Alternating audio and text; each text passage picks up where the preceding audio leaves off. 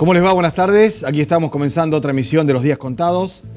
Hoy con dos temas centrales, podríamos decir, que van a hacer que este comentario de apertura, que suele ser a veces un poco extenso, sea más breve, porque vale la pena poder aprovechar el tiempo neto del programa, para dialogar con dos entrevistados, como decíamos, en dos temas que han sido la portada de los periódicos, en rigor de alguno de ellos. Sí, a nivel nacional, la decisión del presidente de la República, que ha firmado y ya publicado en el Boletín Oficial el decreto 683, que permite en alguna medida o habilita la intervención de las Fuerzas Armadas en cuestiones de seguridad interior. Por lo menos este es el análisis que uno hace simplificando el contenido de ese decreto. Lo tenemos, lo hemos leído, hemos visto algunas similitudes con otros decretos de otras épocas. Hay, por cierto, además, algunas cuestiones, si se quiere, de contenido, filosóficas. Esa es la idea de conversar con uno de nuestros interlocutores en el primer tramo del programa, que en términos abstractos o en un laboratorio o en unas fuerzas armadas químicamente puras, cosa que no existe, menos las argentinas, podría tener algún grado, digamos, de sustento. Ahora, para los militares argentinos, con su historia, con su derrotero, con sus antecedentes, y alguien dirá, bueno, pero qué injusticia, ¿no? Si ya llevamos 30 y pico de años sin interrupción del orden institucional. Sí, cuando pasó lo primero, allá por 1930, contra Hipólito Yrigoyen, también teníamos unos cuantos años de república, de vida democrática, de Estado de Derecho, ¿no? De hecho, de la sanción de 1853 de la Constitución hasta ese golpe de Estado, habían pasado el doble de años de los que han pasado ahora, cuando se vuelve a propiciar la intervención de las Fuerzas Armadas en conflictos de seguridad interior, ¿no? Que por otra parte se da de frente, de nariz, contra el consenso de los partidos políticos que desde el gobierno de Raúl Alfonsín para acá fueron articulando una serie de leyes y determinaciones en torno a establecer que una cosa es la seguridad interior y otra cosa es la defensa nacional. Algunos dicen, bueno, pero hay otros países que hacen esto, sí, México, Colombia, por citar algunos, ¿no? Donde participa el ejército, Brasil, donde entra a sangre y fuego, a las villas, a las barriadas pobres, y este es el gran temor, esta es la gran preocupación. En México hubo en 4 años 250.000 muertos, más de 200.000, en 5 años 250.000. Entonces uno se pregunta cuál es el grado de, no solo de pertinencia, sino de ventaja que eso ocurra en países como los nuestros, ¿no? Pero bueno, de eso vamos a hablar con Claudio Díaz, para quienes tienen mi edad o un poco menos o un poco más, y recuerdan su paso por la facultad o la universidad, era Choco Díaz, militante de Franja Morada, presidente de la Federación Universitaria Argentina en su momento. Charlábamos con él hace un ratito haciendo un poco de memoria, y tenemos buena memoria, ¿no? Porque nos remontamos 30 y pico de años atrás, ¿no? Viajamos juntos a ese célebre festival de juventudes políticas del que yo le hablaba en Moscú en el 85, en el que besamos los adoquines de la Plaza Roja con Alfredo Leuco. Mira dónde está Leuco ahora, ¿no? Y bueno, uno nos va a decir ahora, ¿a dónde está Choco? Bueno, yo les voy a decir a dónde está Claudio Díaz, que además de ser graduado en Derecho, de haber hecho posgrados en Flaxo, es magíster en temas específicos, está en la Universidad Nacional de la Defensa. ¿Qué es la Universidad Nacional de la Defensa? La UNADE. La Universidad Nacional de la Defensa es una universidad que se creó en el último tramo del gobierno de la presidenta Cristina Fernández de Kirchner, con el interregno, creo, Garré-Rossi, ¿no? Cuando dejaban ir a Garré y asumía a Agustín Rossi como ministro. Y es una universidad que está vinculada, naturalmente, a los cuadros del ejército, a las Fuerzas Armadas. Y donde la particularidad la da que, más allá de las cuestiones académicas y de currícula, la participación es directa del Ministerio de Defensa en la designación de su rector. Claudio es el secretario científico, Ciencia y Tecnología, así, ahí está. Pero bueno, tiene un ida y vuelta interesante con lo que representa el Ministerio de Defensa, de donde originalmente, yo tengo mis dudas, y más tratándose del ministro Aguad, salió la idea de hacer este decreto que viene a modificar, según me decía Claudio, otros decretos, según el consenso de sectores opositores, las leyes de defensa que deberían ser efectivamente revisadas o corregidas por el propio Parlamento para que efectivamente se habilitara eso. Este es un tema. El otro tema, después de la charla con Díaz, va a ser el de los aportes para la campaña de Cambiemos del PRO, en este caso en la provincia de Santa Fe. Después del escándalo con María Eugenia Vidal, que entre otras cosas el escándalo se llevó puesta a la contadora general de la provincia a las 20 horas de haber jurado en ese cargo. Llega a la provincia de Santa Fe, en especial a la ciudad de Santa Fe, y presumo que hay muchos colegas trabajando sobre el tema del financiamiento en Rosario, en Venado, en Rafaela, fundamentalmente del PRO, con el aporte del 90% de los participantes del gabinete de José Corral, que no era candidato y que además no está en la lista de aportantes, ¿no? Porque tenemos el testimonio de Corral diciendo que es lógico que los más convencidos sean los que más aporten. Bueno, pero está incluso la titular del Tribunal de Cuentas, que es la que debería revisar esto de los aportes, aportando, ¿no? Una cosa bastante extraña. Va a estar la gente de la Fundación La Alameda, que es la que hizo el trabajo, la que está haciendo el trabajo en Buenos Aires, la que tiene habilitado un sitio, ¿no? Y una línea telefónica para averiguar si uno está entre los aportantes, aunque no haya aportado. Yo vi más de uno en una lista que es como sacarle chispa a 2 tomates, sacarle plata a esos aportantes, ¿no? Frotándolo. Imposible, imposible, ¿no? Sería casi para condecorarlo, más allá de procesarlo por algunos manejos extraños de los fondos públicos o los fondos personales. Pero bueno, esa es la segunda mitad del programa. Así que los invito a quedarse. Pausa de apenas 2 minutos y con nosotros Claudio Díaz de la Universidad de la Defensa. Ya venimos.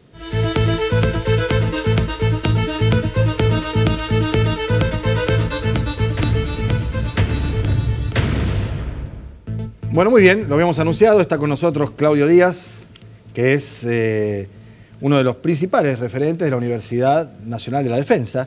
Sí, ahí estamos trabajando en ese de etapa fundacional, además, ¿no? Sí, exactamente. Son los primeros tramos de esta universidad, como bien marcabas vos, creada en la última etapa del gobierno de Cristina Kirchner, creada por el Parlamento. ¿Cómo llegaste vos a la universidad? Porque yo recuerdo tu salida de acá de la Subsecretaría de Gobierno, ¿no? Sí. Porque uno dice, estaba en la Universidad de la Defensa, está en este momento, una universidad nacional donde el decano lo designa Aguad, no hay mucho contacto con aquel Chocolate Díaz que yo conocía, que militó en Franja Morada de la Patria Liberada y que ahora es un académico que se refugia, me parece más que nada ahí, desde el punto de vista intelectual y filosófico, ¿no? Sí, en buena medida es así. Llegué, cuando renuncio aquí a la Subsecretaría de Gobierno de la Municipalidad, me convoca quien en ese momento era el viceministro, Ángel Tello, que habían pensado en designar rector a Gonzalo Álvarez, a quien conozco por la UBA. Sí. Yo doy materias similares a las de él en Rosario, las que él da en la UBA, así que teníamos un contacto académico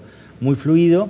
Y allí Ángel Tello, viceministro en ese momento, sí, secretario de Asuntos Militares, me convoca para ser secretario de Ciencia y Tecnología. Bien, con Tello vos tenías una relación de toda la vida. De toda la vida. Sí, sí, sí. Y Tello, cuando apareció Aguad con alguna de sus posicionamientos, te saludó, te dio la mano y te debe haber dicho, te hice venir, pero yo me voy, una cosa así. Bueno... No en esos términos. Esto es una interpretación libre mía. Sí, Ángel Tello en ese momento dejó el cargo en el ministerio, claro. Y esto es la universidad. Y esta es la universidad. Bien. De hecho, Ángel colabora con nosotros en el doctorado que estamos creando. Es evaluador. ¿La universidad fue consultada para este decreto que se ha lanzado y se ha publicado ya hoy, que rehabilita la intervención de las Fuerzas Armadas? Directamente no ha sido consultada para esto, pero sí nosotros realizamos un coloquio hace poco tiempo atrás, hace 2 meses atrás, en donde estuvo este tema presente. Bien. En ese coloquio se discutieron el nuevo rol de las Fuerzas Armadas, se habló de ciberdefensa, se habló del Atlántico Sur y de la vinculación entre el aparato de producción y la vinculación tecnológica vinculado al aparato militar. Bien. ¿Y esto se plasmó en este decreto? Porque acá se habilita la intervención y se habla de mandar fuerzas a la frontera, de movilizar tropas de acción ligera. Da toda la sensación, esta es una opinión, naturalmente, ¿no?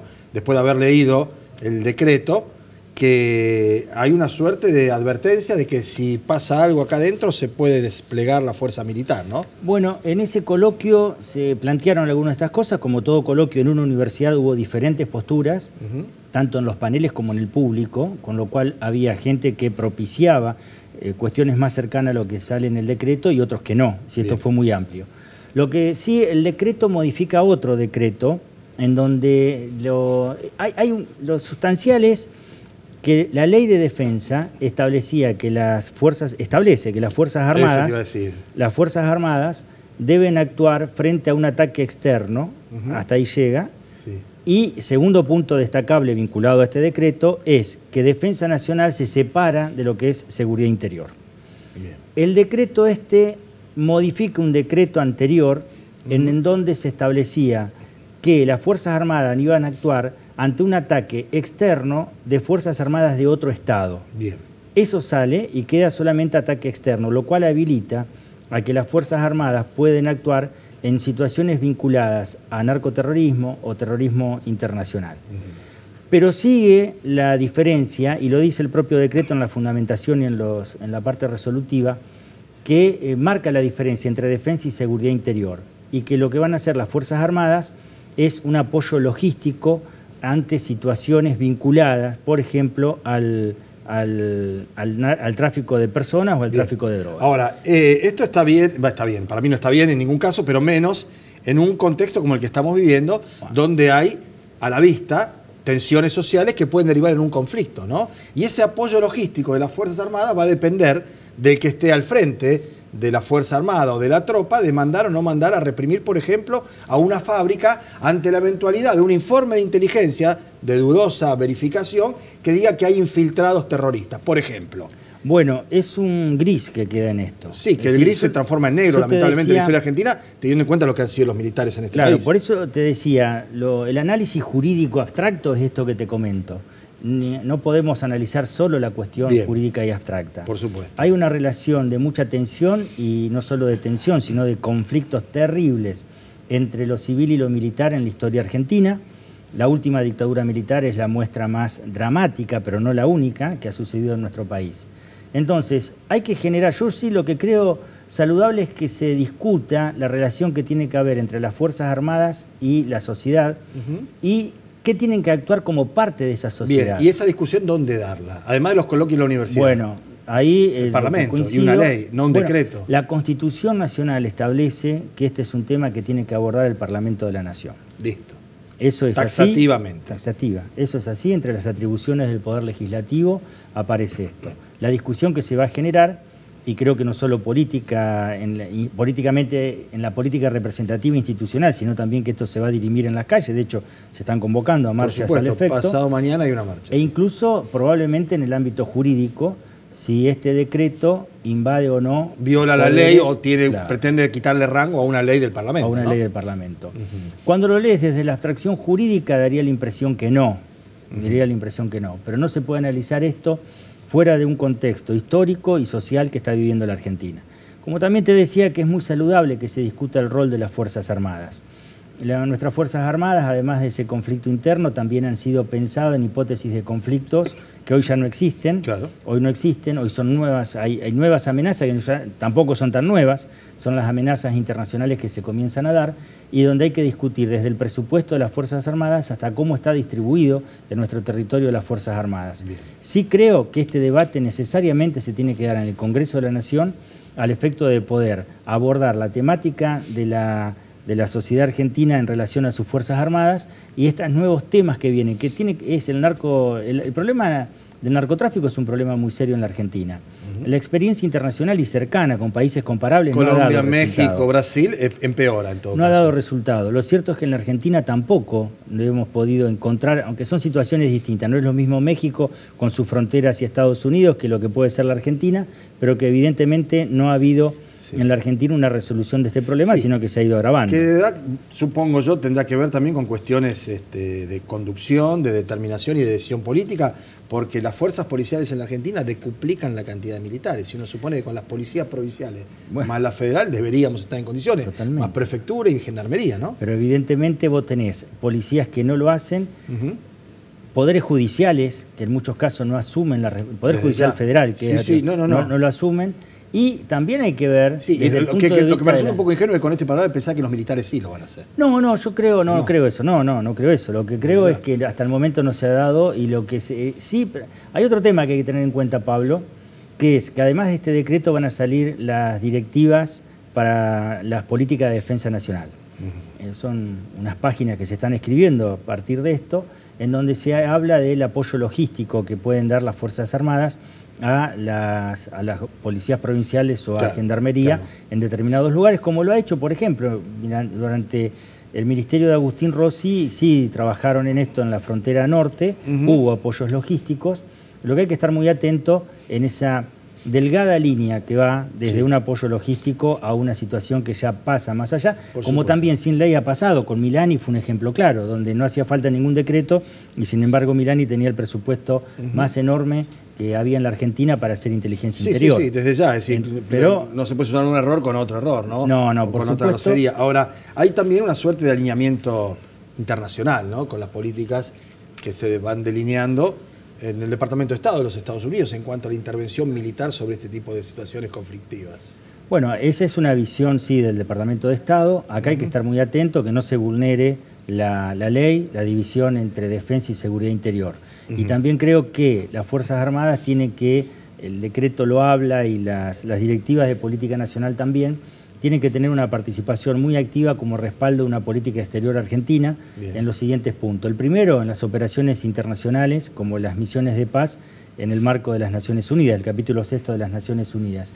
Y el otro que tiene que ver con la protección de un territorio enorme como es el Atlántico Sur y la riqueza que allí existe. No solo en la cuestión de Malvinas, donde no se puede volver por las armas, la Constitución lo establece, pero sí en el cuidado económico que requiere todo el Atlántico Sur. De hecho, hay un proyecto muy interesante que se inició en el anterior gobierno, se continúa ahora. Nosotros algo estamos trabajando allí también, lo monitorea el CONICET, que es el Pampa Sur, para ver las riquezas y cuidar las riquezas que hay en ese Atlántico Sur. Bueno, vamos a charlar otro día sin la premura ni la urgencia de la coyuntura, ¿no? Esperando que se sortee este momento, no se sortee, parece azar esto nada más, ¿no? No. Que se pueda encauzar la cosa como debe estar. Y yo en el cierre quiero recordar dos cuestiones, hacíamos referencia a aquello de Moscú. Tal cual.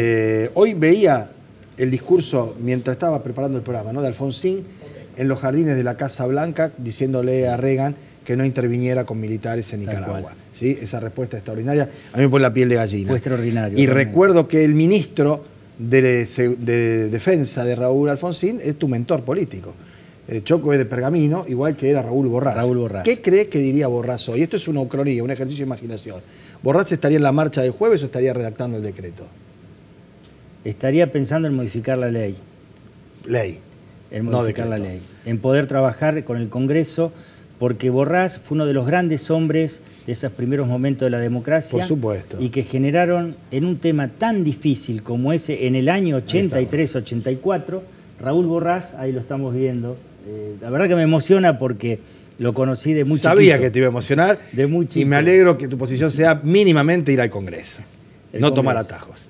Raúl Borrás estaría haciendo eso porque fue uno de los grandes articuladores de uno de los grandes consensos que ha tenido la democracia argentina. Sí, murió muy joven de un cáncer de pulmón. Sí. Era además el mejor amigo de Alfonsín de la política, ¿no? Sí, el que lo escondió cuando lo venían a buscar las hordas criminales. Y cuando Alfonsín, iba a decir Raúl, de exceso de confianza, cuando Alfonsín realiza el acto en el monumento, descansa en la casa de Borrás en Pergamino. Y se viene para ahí acá. Viene para acá. Que dijo, se van a llevar la sorpresa del siglo. Tal cual. Y vaya si fue. Sí. Choco, gracias por venir. Un gustazo. Nos estamos viendo pronto. Nos vemos. Nos vamos a la pausa, después hablamos de los fondos de campaña del PRO aquí en la provincia, particularmente en la capital de la provincia, Ciudad de Santa Fe. Ya venimos.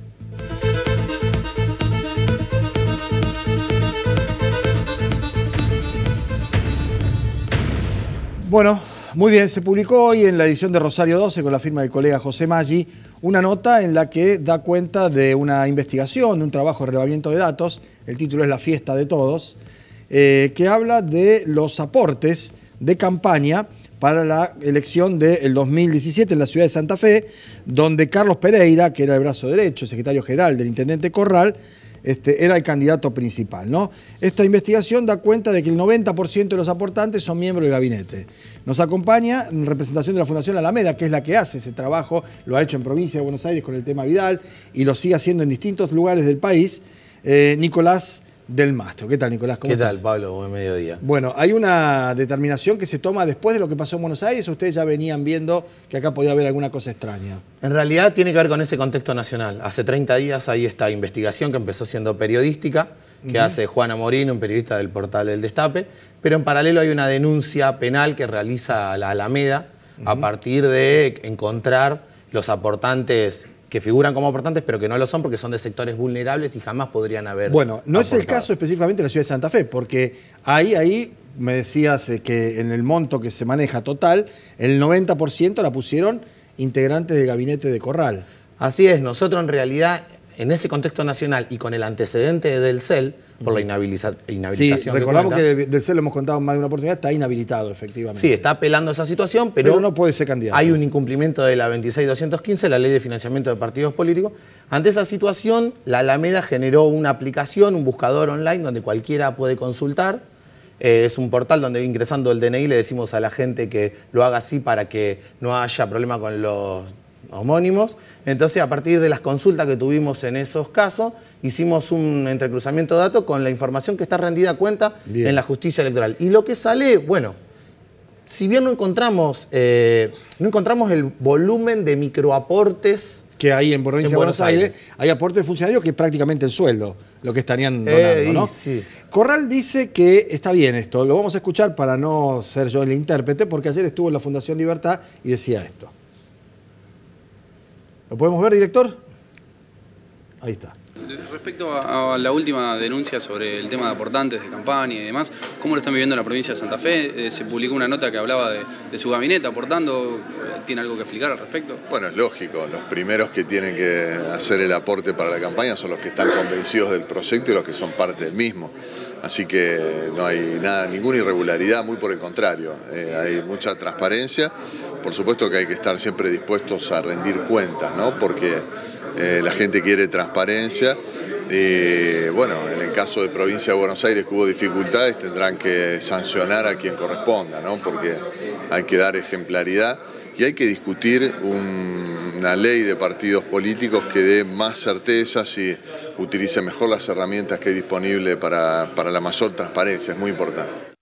Bueno, ahí está la palabra de Corral. Es bueno. Él no está entre los más convencidos porque no está entre los aportantes. Claro, yo creo que en ese sentido, en buena hora que el intendente tenga esta actitud, me parece que también es interesante que hablen los que figuran como aportantes, porque nosotros encontramos, por ejemplo, la particularidad que en la ciudad de Santa Fe, la presidenta del Tribunal de Cuentas, es decir, el órgano de contralor municipal. De estas cuestiones, de los aportes, los sueldos, no específicamente la contribución de los partidos políticos, sí, pero no, sí de la administración pública municipal, aportando al partido que gobierna, digamos, porque de alguna forma ella aparece aportando 20.000 pesos en la campaña primaria, lo cual habla de una incompatibilidad en el desarrollo de sus funciones. Y en realidad ella está como un órgano de contralor, nos llama mucho la atención. Y después el nivel de cantidad de funcionarios, directores, coordinadores, secretarios, subsecretarios. Sí, de los nombres propios de personas físicas, sí, el 90% de los aportes son funcionarios. Nosotros los corroboramos. Después hay 10 o 12 empresas. En la primaria, pero en la general son todos funcionarios. Son todos funcionarios. Aparece una sola empresa,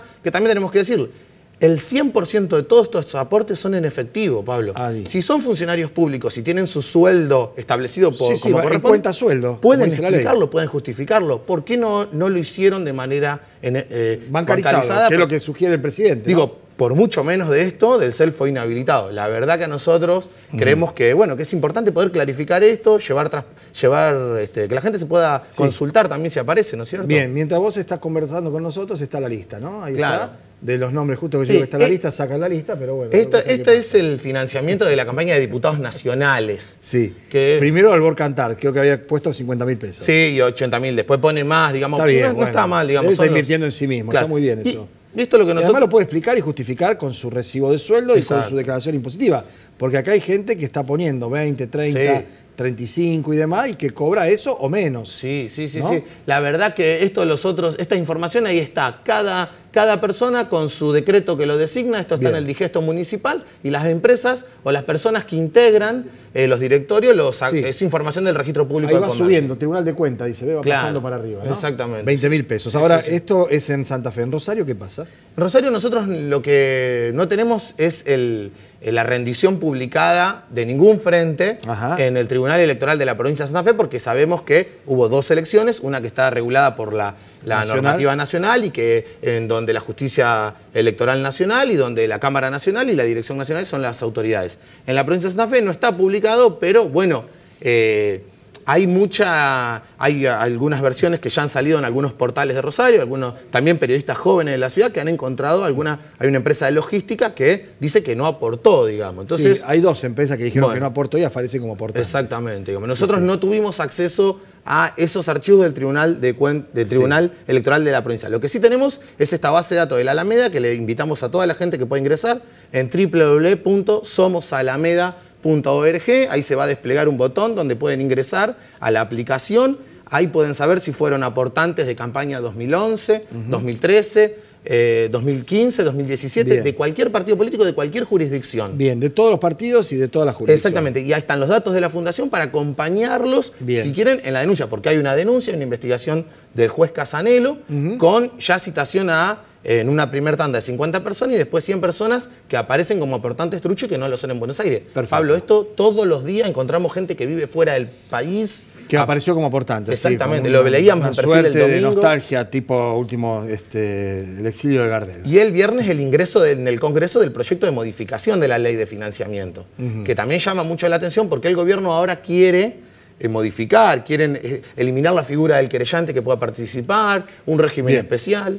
Nicolás, en la medida que haya novedades vamos a volver a convocarte. ¿Cómo no? Te agradezco mucho que hayas venido. Por favor, gracias. A ustedes les agradecemos que nos hayan acompañado. Mañana vamos a volver a las 2 de la tarde con los días contados. Chau.